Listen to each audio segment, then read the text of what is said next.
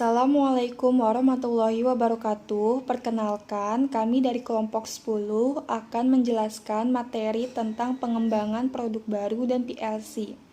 Pengembangan produk baru atau New Product Development merupakan serangkaian tindakan perusahaan yang bertujuan untuk mengembangkan produk baru yang dimaksudkan untuk diperkenalkan ke pasar, seperti pengembangan produk asli, perbaikan, modifikasi, dan penggunaan merek baru melalui upaya bagian riset dan pengembangan milik perusahaan. Tujuan pengembangan produk. Tujuan pengembangan produk adalah untuk memberikan nilai maksimal bagi konsumen, memenangkan persaingan perusahaan dengan memilih produk yang inovatif, produk yang dimodifikasi, serta mempunyai nilai tinggi baik dalam desain warna, ukuran, kemasan, merek, dan ciri-ciri lain. Menurut Kotler dan Keller, umumnya tujuan pengembangan produk adalah yang pertama, untuk memberikan kebutuhan baru dan memperkuat reputasi perusahaan sebagai investor, yaitu dengan menawarkan produk yang lebih baru daripada produk sebelumnya. Yang kedua, untuk mempertahankan daya saing terhadap produk yang sudah ada, yaitu dengan jalan menawarkan produk yang dapat memberikan jenis kepuasan yang baru. Bentuknya bisa bertambah terhadap lini produk yang sudah ada maupun revisi terhadap produk yang telah ada. Berikutnya, saya akan menjelaskan tentang strategi pengembangan produk baru. Ada 3 strategi pengembangan produk baru. Yang pertama, strategi peningkatan kualitas. Produsen dapat meningkatkan daya tahan produk atau dengan meningkatkan kehandalan dan kecepatan pelayan terhadap konsumen. Yang kedua, strategi peningkatan keistimewaan. Produk ada 4 indikator yang dapat meningkatkan keistimewaan satu produk, seperti kualitas bahan yang dipakai, keanekaragaman, kenyamanan dalam pemakaian suatu produk bagi penggunaannya, dan aksesoris tambahan. Yang ketiga, strategi peningkatan gaya produk. Produsen bisa meningkatkan nilai suatu produk dari segi pemilihan warna produk tersebut, rancangan atau desain yang menarik, dan yang terakhir adalah kemasan yang dapat memberi nilai tambah bagi produk tersebut. Selanjutnya, langkah-langkah dalam proses pengembangan produk baru. Menurut Kotler, langkah-langkah penting dalam pengembangan produk baru yang terlihat sebagai berikut. Yang pertama adalah penciptaan ide. Tahapan pertama dalam pengembangan produk baru adalah dengan menciptakan atau menggenerate ide atas sebuah produk. Kedua, penyaringan ide. Tahap selanjutnya setelah mendapatkan beberapa ide produk adalah melakukan penyaringan, seleksi, atau bahkan mengkombinasi atas semua ide produk tersebut. Ketiga, pengembangan dan pengujian konsep. Pengembangan konsep produk adalah tahapan untuk mengembangkan lebih lanjut ide yang terpilih menjadi suatu konsep produk untuk diproses lebih lanjut. Sedangkan pengujian konsep produk yang sudah dirumuskan harus diuji lagi dengan target konsumen yang disasar dalam skala kecil. Keempat, pengembangan strategi pemasaran. Tahapan ini adalah di mana strategi pemasaran awal bagi produk baru dikembangkan dari konsep produk. Kelima, analisis bisnis. Tahapan ini proses evaluasi seberapa tinggi daya tarik bisnis dan produk baru yang telah ditetapkan, serta akan dilakukan peninjauan atas proyeksi penjualan, biaya, laba untuk produk baru tersebut. Keenam, pengembangan produk. Tahapan ini mulai mengembangkan produk yang telah dikonsep menjadi sebuah produk yang sesuai dengan hasil analisis yang telah dilakukan sebelumnya. Ketujuh, pengujian pasar. Tahapan ini mempelajari kinerja terhadap produk yang dipasarkan, apakah produk tersebut sudah memenuhi target atau belum, serta mengetahui pendapat konsumen mengenai produk yang dipasarkan.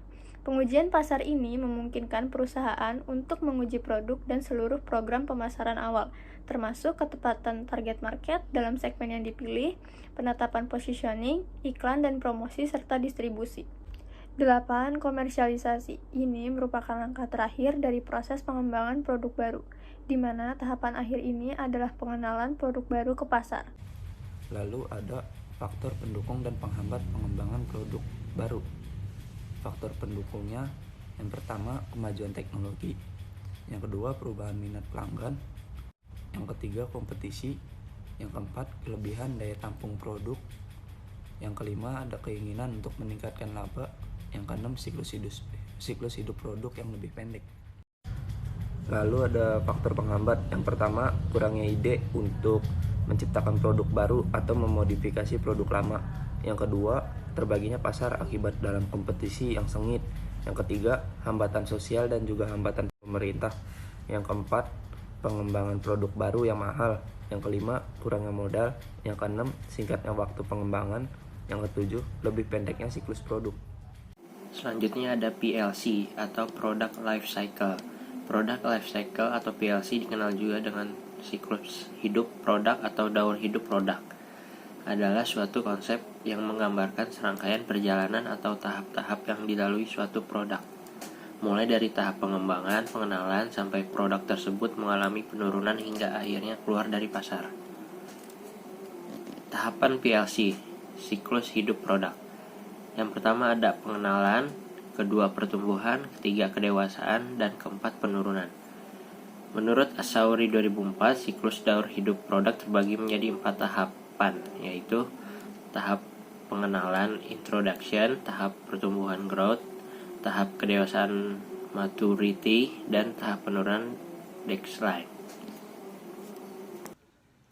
Tahap pengenalan. Tahap pengenalan adalah suatu periode pertumbuhan penjualan yang lambat saat produk itu diperkenalkan di pasar. Ciri-ciri umum tahap ini adalah penjualan yang masih rendah, volume pasar perkembangan lambat karena tingginya market resisten, persaingan yang masih relatif kecil, tingkat kegagalan relatif tinggi, masih banyak melakukan modifikasi, biaya produksi dan pemasaran sangat tinggi, dan barang yang dijual umumnya barang-barang yang benar-benar baru. Kesulitan yang mungkin terjadi pada tahap ini adalah pada sedikit penjual yang memiliki daya dan kemampuan untuk meluncurkan produk baru. Harga awal produksi juga tinggi. Kesulitan-kesulitan ini membuat banyak produk gagal pada tahap perkenalan. Tahap pertumbuhan.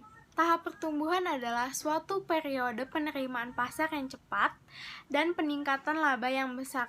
Pada tahap ini, kurva penjualan dan kurva laba semakin meningkat. Meskipun begitu, tahap ini merupakan tahap kritis produk yang sudah dikenal pasar memancing penyaing untuk masuk ke pasar sehingga persaingan semakin ketat. Perusahaan yang ingin bertahan perlu memperkuat pasar dan mendorong terjadinya loyalitas merek.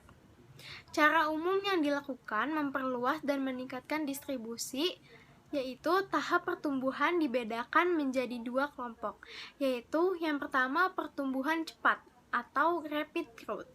Tahap ini melakukan beberapa bentuk strategi antara lain meliputi penyempurnaan produk, pengembangan segmen pasar baru, penambahan saluran distribusi baru, pengurangan harga untuk merebut konsumen baru.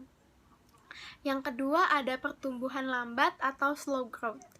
Tahap ini penjualan masih meningkat, namun dengan pertumbuhan semakin menurun, sebagian besar difokuskan untuk memperkuat atau mempertahankan posisi pasar serta membangun kesetiaan konsumen dan penyalur.